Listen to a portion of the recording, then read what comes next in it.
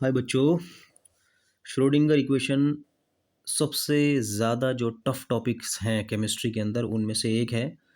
और आप लोगों से रिक्वेस्ट यही करूँगा कि अगर आप लोग डिफरेंशिएशन जानते हैं तो आप लोग इस वीडियो को अच्छी तरीके से समझ पाएंगे। जो मैथ के बच्चे हैं उनको तो समझ में आ जाएगी। बायोलॉजी के बच्चों से रिक्वेस्ट है कि प्लीज़ आप पहले अपने टीचर से, जो मैथमेटिक्स के टीचर हैं, डिफरेंशिएशन सीखिए, फिर आपको ये डेरिवेशन करना आ जाएगा। जो श्रोडिंगर इक्वेशन है ये एक्चुअली इलेक्ट्रॉन की वेव नेचर को शो करने के लिए है। श्रोडिंगर साहब कहते हैं कि इलेक्ट्रॉन्स न्यूक्लियस के अराउंड वेव की फॉर्म में मोशन कर रहे हैं, ऐसे इस तरीके से। ठीक है, तो ये जो वेव होती है ये एक बादल बना लेती है, किसके अराउंड? न्यूक्लियस के।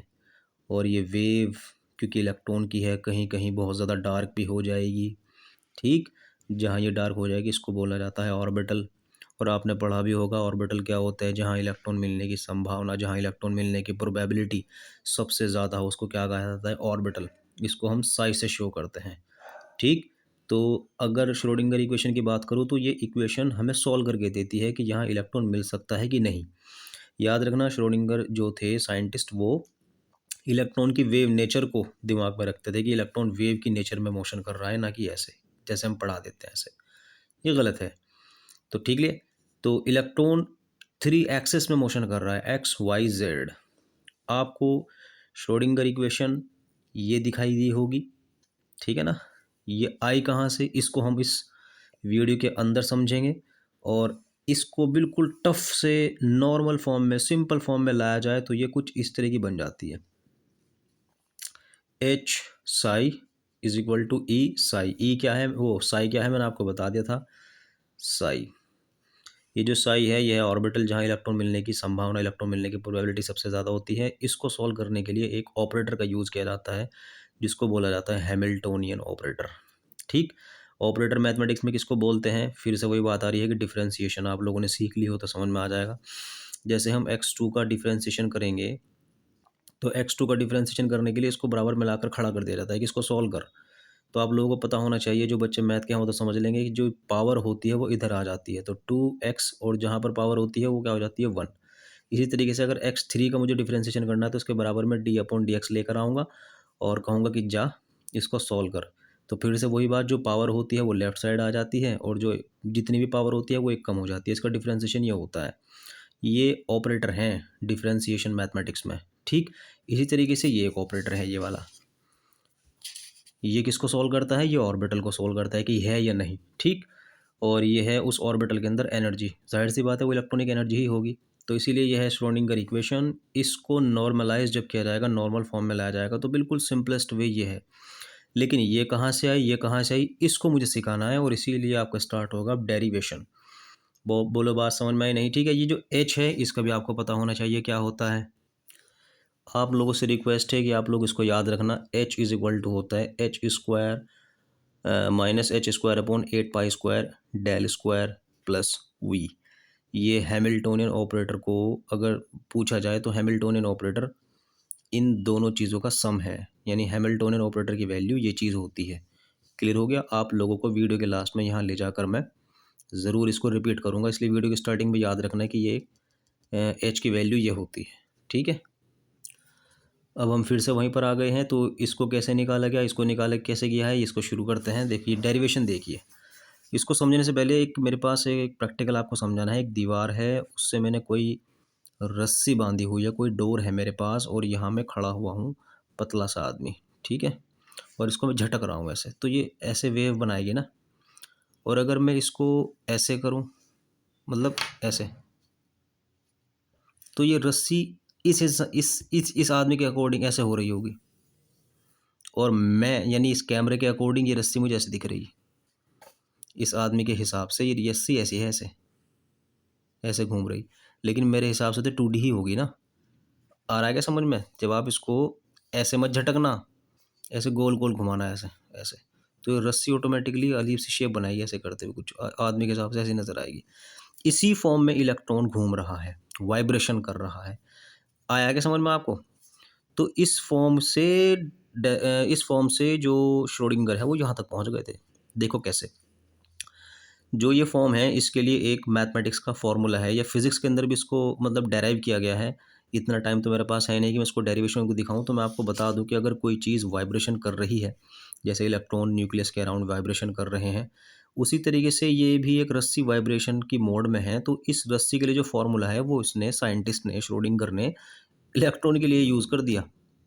देखो ये मैंने लिख दिया, for waves of a vibrating string. एक स्ट्रिंग है, वो क्या कर रहा है, वाइब्रेट कर रहा है, तो उसने जो वेव बनाई हुई है उन वेव्स के लिए हम लिखते हैं psi is equal to A sine 2 pi X lambda. ये बहुत अच्छी इक्वेशन है, इसको आपको रटना है फिलहाल, क्योंकि ये कहाँ से आई इसके लिए मुझे अलग वीडियो बनानी पड़ेगी, और इस वीडियो में ले जाऊंगा तो बहुत लंबा टाइम हो जाएगा। फिलहाल यहाँ से स्टार्ट करना है मुझे। ये एक उस चीज़ के लिए इक्वेशन दी गई जो फिलहाल वाइब्रेशन मोड में है, वाइब्रेशनल मोड में है, जैसे रस्सी, और इसको घुमा रहा है आदमी। ठीक है, तो ये इनमें क्या क्या चीज़ें हैं ये आप लोग को ध्यान देना है।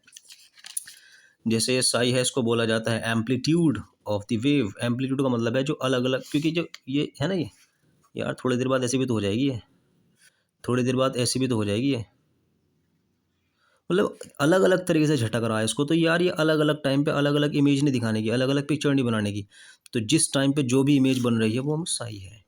ये तो बोल रहा है एम्पलीट्यूड ऑफ द वेव। इसी तरीके से इलेक्ट्रॉन भी है, ये थोड़ा ही है कि इलेक्ट्रॉन अगर ऐसे घूम रहा है तो वो इसी तरह, नहीं नहीं, इसको कट कर देगा ऐसे, ऐसे वेव शुरू हो जाएगी इसकी, फिर अलग ढंग से, फिर ऐसे, तभी तो क्लाउड बनेगा।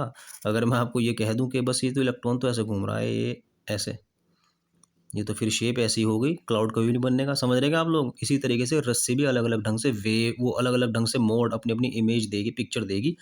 तो ये वाली जो रस्सी है ये बिल्कुल इलेक्ट्रॉन की तरह बिहेव कर रही है, क्योंकि इलेक्ट्रॉन भी आने वाले टाइम में उस चीज़ को फॉलो नहीं करते, वो अलग उस वेव को कट कर देते हैं। तो ये फिलहाल एक मैंने बताया कि एम्पलीट्यूड ऑफ द वेव, अलग अलग टाइम पर उस वेव का एम्पलीट्यूड है। ए क्या है, ये हमेशा कांस्टेंट मिलेगा, और एक्स है डिस्प्लेसमेंट, जो फिलहाल डिस्प्लेसमेंट देखने को मिल रहा है। ठीक है, डिस्प्लेसमेंट बोले तो ये कभी ये ऊपर चला जाएगा, कभी नीचे आ जाएगा, इस तरीके से। और ये लैम्डा क्या है, वेव, ये जो बन रही है, ये रही, ये वेव लेंथ है। क्लियर हुआ ना? तो इससे अब मुझे स्टार्ट करना है और यहाँ तक पहुँचना है। क्लियर? तो जैसे कि मैंने आपको बताया कि एक वाइब्रेशन करने वाले चीज़ के लिए इक्वेशन है, तो उसने भाई ने क्या किया, श्रोडिंगर साहब ने, उसने यही चीज़ फॉर इलेक्ट्रॉनिक वेव, इलेक्ट्रॉन के वेव के लिए अप्लाई कर दी। बताओ ठीक है, यही चीज़ लेकर आ गया। अब यहाँ से स्टार्ट करना है, इसका आप डिफ्रेंशिएशन कीजिए। ठीक, जब आप इसका डिफ्रेंशिएशन करोगे तो यहाँ भी डी लगाओगे, अपॉन डी एक्स ही लिखना पड़ेगा, क्योंकि आपने फिलहाल ये जो है एक्स लिया हुआ है, यहाँ पर एक ही एक्सिस ली हुई है। याद रखना, मैं 3 एक्सेस तक आ जाऊँगा, एक्स वाई जेड। फिलहाल मैं एक्स के अकॉर्डिंग कर रहा हूँ, तो यहाँ डी लिखना पड़ेगा, यहाँ upon D upon D x लिखना पड़ेगा। क्लियर? और मैं लिख देता हूँ ये इसके बराबर में डी डेल भी लिख देते हैं, पार्शियल डिफरेंशिएशन बोलते हैं इसको। D psi D X is equal to A two P lambda. ये कहाँ से आया भाई? अब ये भी सवाल है। यहाँ सिर्फ मैथमेटिक्स दौड़ेगी, बाकी जो बायोलॉजी के बच्चे हैं अगर थोड़ी बहुत भी डिफरेंशिएशन सीख चुके हैं तो मैं आपको ज़रूर बताऊंगा कि यहाँ से यहाँ कैसे आया। जो आया है वो तो मैं आपको बता दूंगा, लेकिन एग्जाम में यहाँ से यहाँ डायरेक्ट लिखना आपको, कि वो बहुत लंबा मेथड हो जाएगा। ठीक है, अभी आपको बताता हूँ कि यहाँ से डिफरेंशिएशन करने के बाद कैसे आया। देखो भाई, ये है ना, इसका मैं डिफरेंशिएशन करता हूँ, डी यहाँ लगाऊंगा, D psi is equal to D upon D psi is equal to D X. तो साई की वैल्यू क्या रखूँगा, ये रखूँगा ना, और रख दी मैंने। अब आप ध्यान दो, आपने पढ़ा होगा कि जो नीचे एक्स होता है ना, ये ऊपर वालों के अंदर होना चाहिए। जिनमें ये चीज़ नहीं है उनको हम कांस्टेंट मान लेते हैं। तो ये ए जो है बेचारे के पास एक्स नहीं है, बाहर निकाल दो उसको। देखो आ गया, ये ए बाहर आ गया। यहाँ कौन रखा रह गया, sign 2 pi x upon lambda. ठीक, इसका डिफ्रेंशिएशन होगा। लेकिन प्रॉब्लम यह है कि साइन के बराबर में उन्हें थीटा पड़ा है, लेकिन थीटा नहीं है, तो मैं क्या करूँगा, यहाँ मैं थीटा मान लूँगा। ठीक, तो साइन थीटा का जब हम डिफ्रेंशिएशन करते हैं तो क्या आता है, साइन थीटा का डिफ्रेंशिएशन करने पर आता है कॉस थीटा। ठीक, और थीटा मैंने क्या माना हुआ है, 2 पाई एक्स, तो मेरा क्या आ जाएगा, कोस 2 pi x upon lambda. Clear? लेकिन मैथ का एक रूल है, जिसको आप पूरे को थीटा मान लेते हो उसका फिर डिफ्रेंशिएशन करना पड़ता है। यानी फिर से आप डी अपॉन डी एक्स लिख कर, जिसको आपने थीटा माना था ना, उसको फिर करो 2 पाई एक्स अपॉन लैम्डा। तो फिर से वही बात आ जाएगी, डिफ्रेंशिएशन किसका होता है, एक्स वाले का। ये चीज़ आप बाहर निकाल दो, आ जा बाहर, तो क्या हो जाएगा, 2 पाई अपॉन लैम्डा और D x upon D x, इसका ही तो होगा। और इसकी वैल्यू क्या होती है 1। क्लियर। तो मैंने क्या किया, साइन, साइन का क्या कर दिया कोस, और इसको एज इट इज़ लिख दिया। ठीक, ये देखो ए बाहर, और साइन का क्या कर दिया कोस, और इस पूरे को थीटा माना था ना मैंने, तो थीटा की जगह थीटा जाएगा, क्योंकि साइन थीटा का होता है कॉस थीटा, लेकिन थीटा की जगह मैंने इसको रख दिया। अब जिसको थीटा माना था उसका डिफ्रेंसिएशन किया, डी अपॉन डी एक्स 2 पाई x अपॉन लैम्डा। अब यहाँ से क्या होगा 2 पाई लैम्डा, इस कॉन्स्टेंट है बाहर आ जाएगा, आ गया 2 पाई। और डी आपको मैंने बताया था कि जैसे ये वाला 1 होता है ना, तो मेरे पास क्या रह जाएगा 2 पाई अपॉन लैम्डा। ठीक है, ये आ गया 2 पाई लैम्डा। इस 2 पाई लैम्डा को इधर लेकर आ जाओ, तो आपके पास क्या आ जाएगा ए 2 पाई अपॉन लैम्डा, बचता क्या है कोस 2 पाई x अपॉन लैम्डा। ये तो आया था ए 2, आया समझ में, कॉस। क्लियर हो रहा है क्या आपको? याद रखना, मैंने आपको पहली वीडियो की स्टार्टिंग में बोल दिया था कि डिफरेंशिएशन सीखना ज़रूरी है, तो इससे डायरेक्ट मैंने आपको बना दिया। ये कैसे आया अब मुझसे सवाल मत करना, मैंने आपको एक्सप्लेन कर दिया। ठीक, अब आगे बढ़ो, यहाँ तक मैं आ चुका, इसका फिर डिफरेंशिएशन करो। ये जो आ गया ना, इसका फिर डिफरेंशिएशन करना आपको, डिफरेंशिएटिंग अगेन। आप लोग जब डिफरेंशिएशन करोगे तो यहाँ पर स्क्वायर आ जाएगा, यहाँ पर भी स्क्वायर आ जाएगा। ठीक, करता हूँ, देखो ये डेल स्क्वायर आ गया, एक्स स्क्वायर आ गया, इज इक्वल टू माइनस। अब थोड़ा सा दिमाग लगाओ, जब आपने देखो साइन का उल्टा होता है कोस, याद रखना, आपको थोड़ी बात पता चलूँ, साइन थीटा का डिफरेंशिएशन होता है क्या कोस थीटा, और कोस थीटा का डिफरेंशिएशन होता है माइनस साइन थीटा, माइनस वाला। समझ में आया? तो जब मैं इसका फिर से डिफरेंशिएशन करूँगा, तो ये देखो, जब आपने इतने से पोर्शन का डिफरेंशिएशन किया था ना, ए तो कांस्टेंट है बाहर आ गया था, इसका जब आपने डिफरेंशिएशन किया था तो किसका क्या आया था कोस 2 पाई x अपॉन लैम्डा, और बाकी 2 पाई अपॉन लैम्डा बाहर कैसे आया मैंने आपको यहाँ बता दिया। फिर से मेरे पास यही कंडीशन है, मैं इसका फिर से डिफरेंशिएशन करना चाह रहा, फिर यहाँ पर स्क्वायर कर दूंगा, यहाँ स्क्वायर कर दूंगा, तो इसका आंसर फिर से मेरे पास वही नहीं आने का जो इसका आया था, यानी एक बार 2 पाई अपॉन लैम्डा फिर बाहर निकलेगा, क्योंकि यहाँ मैंने क्या रखा हुआ है 2 पाई x अपॉन लैम्डा, तो मुझे इसको क्या मानना पड़ेगा थीटा मानना पड़ेगा, और जिसको थीटा मानूंगा उसका फिर डिफरेंशिएशन करना पड़ेगा, और जिसका डिफरेंशिएशन करूंगा मेरे पास फिर से 2 पाई अपॉन लैम्डा बाहर आ जाएगा। तो पहले से ही 2 पाई अपॉन लैम्डा बाहर रखा हुआ है, एक बार 2 पाई अपॉन लैम्डा फिर बाहर आ जाएगा, तो ये क्या हो जाएगा 2 2 जा 4, पाई की पाई से मल्टीप्लाई हो जाएगी स्क्वायर, और फिर क्या लैम्डा स्क्वायर। ठीक, और जैसे साइन का आपने डिफरेंशिएशन किया था कोस आया था, कोस का फिर डिफरेंशिएशन हो रहा है, तो क्या आ जाएगा साइन थीटा नहीं आने का, और थीटा को मैंने क्या माना था फिर से, समझ में आ रहा ना, साइन थीटा का तो कोस थीटा का तो होता है, लेकिन कोस इसका डिफरेंशिएशन नहीं हुआ करता, तो मैंने यहाँ थीटा मान लिया था, तो मेरे पास क्या आना चाहिए था साइन थीटा, और थीटा की जगह फिर मैंने यही वैल्यू रख दी, लेकिन माइनस आने की वजह से मुझे यहाँ माइनस लगाना पड़ा। आया समझ में? क्यों?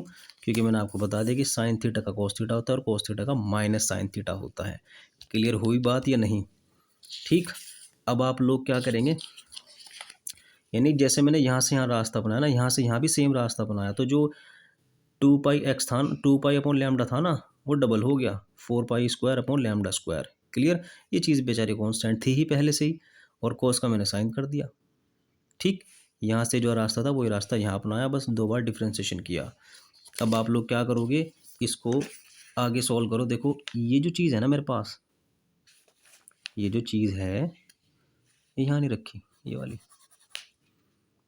तो मैं क्या करूँगा, ये देखो, इस ए को ले जाओ इधर, कोई दिक्कत तो है नहीं, जब मैं यहाँ ए रख दूंगा, ए साइन साइन 2 पाई x लैम्डा लैम्डा, तो मैं इस ए को इधर ले जाकर इस पूरे की जगह ये ना रख दूँ।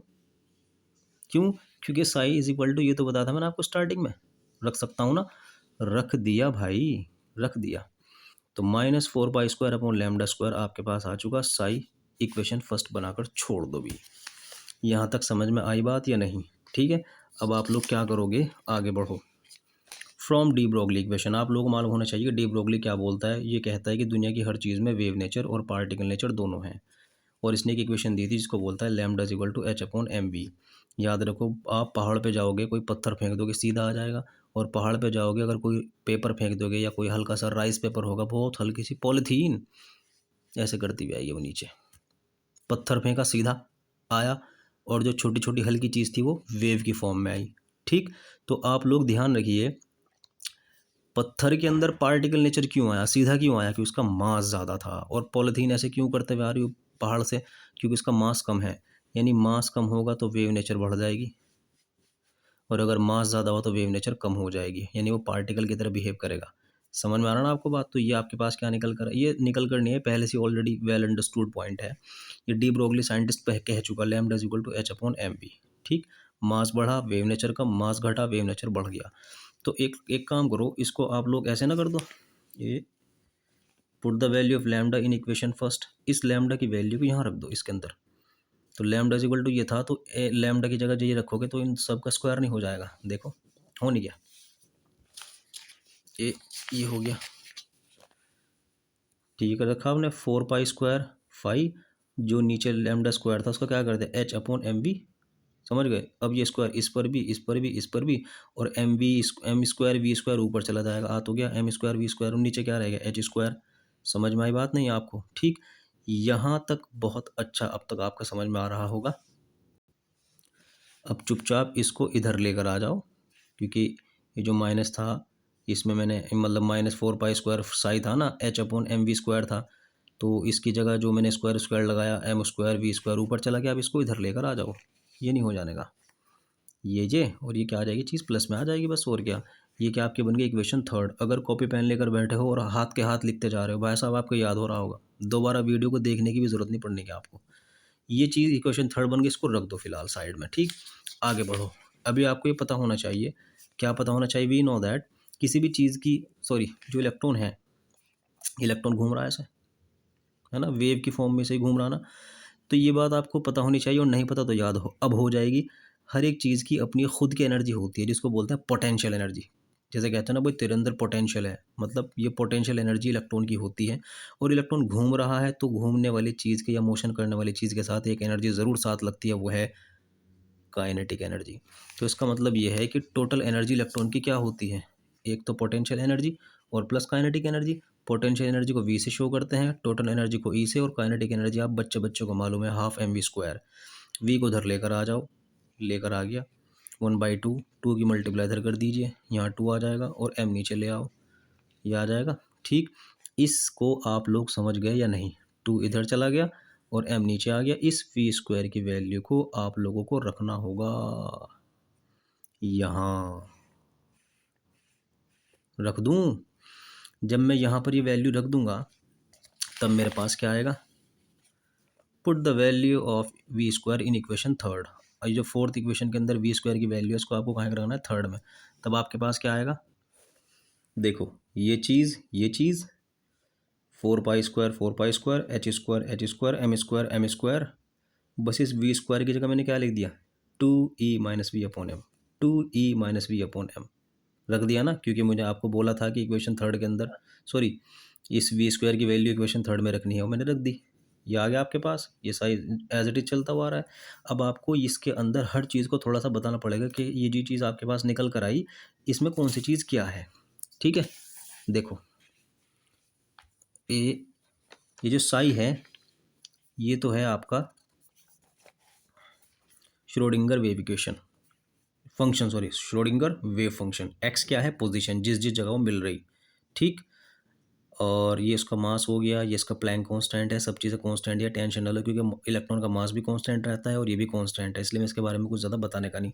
ई क्या है, ये एनर्जी है, और वी क्या है, पोटेंशियल एनर्जी, मैं आपको बताई थी मैंने। ठीक, अब ये जो है इसकी मल्टीप्लाई कर दो इससे, 2 की मल्टीप्लाई 4 से हो जाएगी, और एम स्क्वायर से एम कैंसिल हो जाएगा, आपके पास फिलहाल ये बचेगा। देखो, अगर आप लोग कॉपी पेन लेकर बैठे हो तो कैलकुलेशन कर ली होगी, ये इक्वेशन आएगी आपके पास निकल के, जब आप 2 की मल्टीप्लाई इसके साथ कर दोगे। ठीक, ये जो मेरे पास इक्वेशन आ गई है, ये सिर्फ एक्स स्क्वायर के लिए आई, मतलब एक्स एक्सिस के लिए आई, ये भी मेरे पास ही है। अगर मैं यही इक्वेशन वाई को मान के करूँगा, यहाँ वाई स्क्वायर आ जाएगा, जेड को करूँगा जेड स्क्वायर, बहुत लंबी इक्वेशन हो जाएगी और आपका टाइम भी ख़राब हो जाएगा। आपको पता है क्या करना, बस इतना लिखना है, एक्सटेंडिंग इक्वेशन 5, इस इक्वेशन 5 को एक्सटेंड कर दो। ये इक्वेशन 5 ही है, ये भी कभी आप सोच रहे हो ये थोड़ा मॉडिफाइड फॉर्म है, बस मैंने इसकी 2 से मल्टीप्लाई इससे कर दी थी।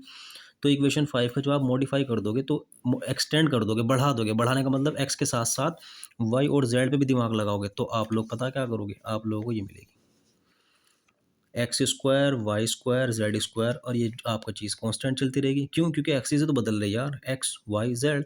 तो एक्सटेंड कर दिया आपने, बढ़ा दिया इक्वेशन फर्स्ट को, आपको ये चीज़ मिल गई। और यही है आपकी क्या,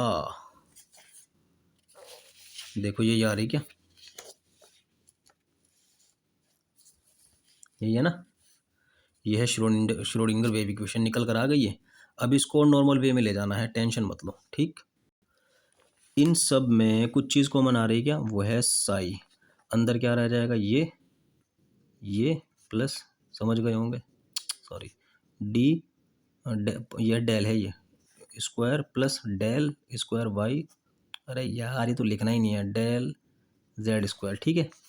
अब आप लोगों को पता होना चाहिए कि del upon del X, del upon del Z, del upon X Y Z is equal to plus plus, पता क्या होता है, लैप्लेशियन ऑपरेटर, ठीक।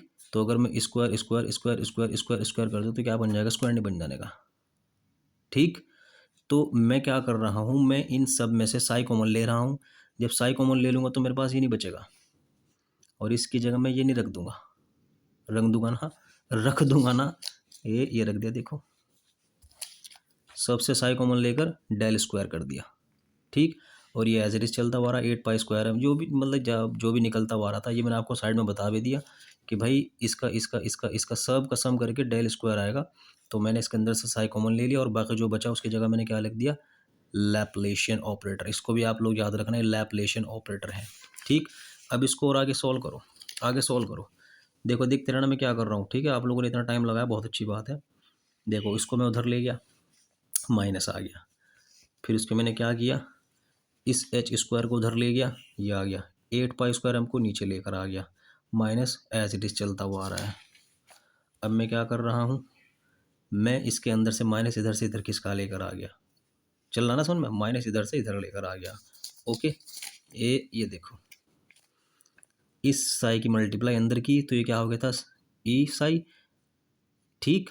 तो जो माइनस वी साई था इसको इधर लेकर आ गया, ये प्लस का हो गया, और इस साई की मल्टीप्लाई इससे हुई थी तो ई साई, समझ में आ रहा ना।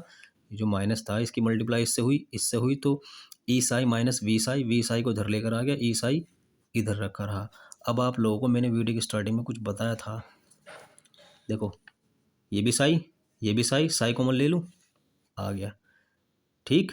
अब वी रह गया और ये चीज़ रह गई। आप लोग ध्यान दीजिए, मैंने आपको वीडियो की स्टार्टिंग में बताया था कि इसके इक्वल किसको रखना है, याद आएगा कुछ, वीडियो की स्टार्टिंग में मैंने आपको इसका पोर्शन दिखाया था। तो मैं इस पूरे की जगह एच रख दूँ, इस पूरे की जगह एच रख दूँ, H psi is equal to, आ नहीं गई, किसको किया मैंने नॉर्मलाइज, इसको किया मैंने नॉर्मलाइज, और नॉर्मलाइज करने बहुत टाइम लग गया मेरा, करते करते करते लास्ट में मुझे ये मिला। ये है श्रोडिंगर इक्वेशन जो बिल्कुल नॉर्मल फॉर्म में है। बाकी आप लोग अगर वीडियो के साथ साथ कॉपी पेन लेकर नहीं बैठे थे, आपकी बेवकूफ़ी है। कॉपी पेन लेकर बैठे थे तो आपका टाइम बच गया होगा, क्योंकि आपने हाथ के हाथ नोट्स बना लिए होंगे, और एग्जाम में यही लिख कर आना है, लास्ट में जाकर लिखना है श्रोडिंगर इक्वेशन, ठीक, सॉरी श्रोडिंगर वेव इक्वेशन। और जैसे जैसे बीच बीच में बताता रहा आपको, ये वाला ये वाला ये वाला ये वाला, ये सब जो लिखता रहा था मैं, आपको लिखना पड़ेगा। उम्मीद करता हूँ कि आप लोग कमेंट सेक्शन में अपना टाइम ज़रूर देंगे। Thank you.